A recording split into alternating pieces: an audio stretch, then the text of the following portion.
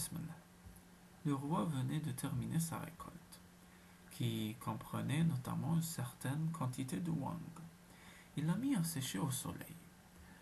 Le lapin, qui avait un emploi à la cour de ce prince, est encore plus gourmand que rusé, à moins qu'il ne soit plus rusé que gourmand, ou bien encore qu'il n'amalgame à des doses égales la ruse et la gourmandise.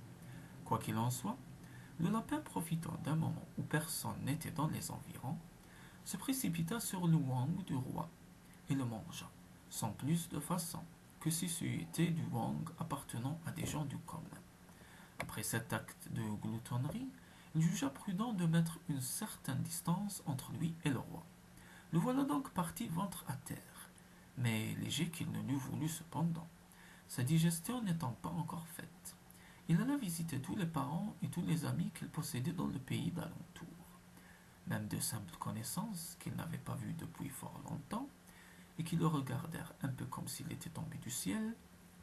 Bref, tant bien que mal, plutôt mal que bien.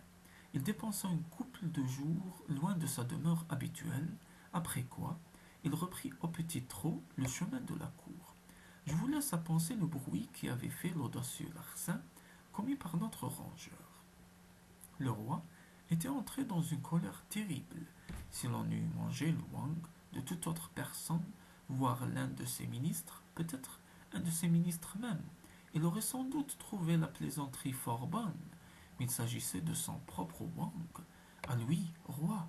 Et si les monarques, dit-on, aiment apprendre quelquefois le bien d'autrui, ils n'entendent mis qu'on use de représailles à leur égard. Notre prince avait voulu qu'on trouvât le coupable sur l'heure, et pour arriver plus vite à ce résultat, l'exécuteur des hautes œuvres avait commencé à ouvrir le ventre à 4 ou 5 courtisans que l'on jugeait capables d'avoir commis le crime.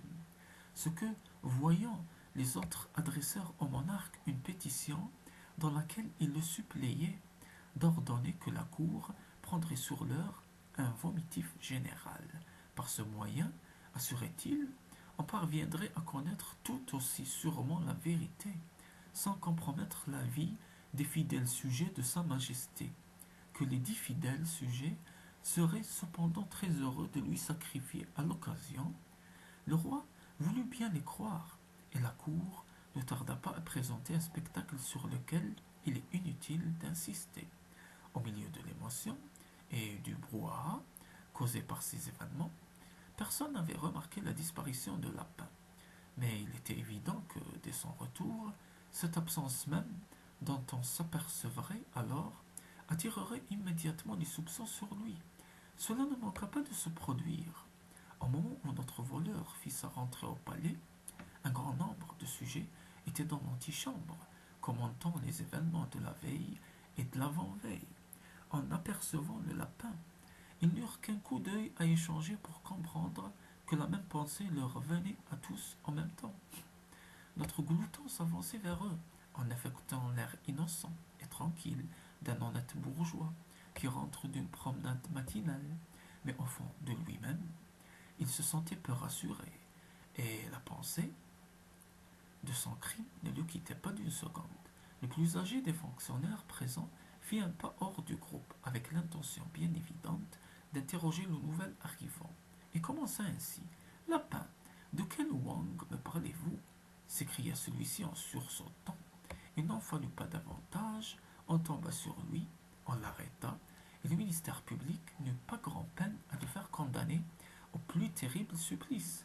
Le lapin, par son empressement à parler d'un fait dont il ne pouvait encore avoir connaissance, s'était trahi lui-même.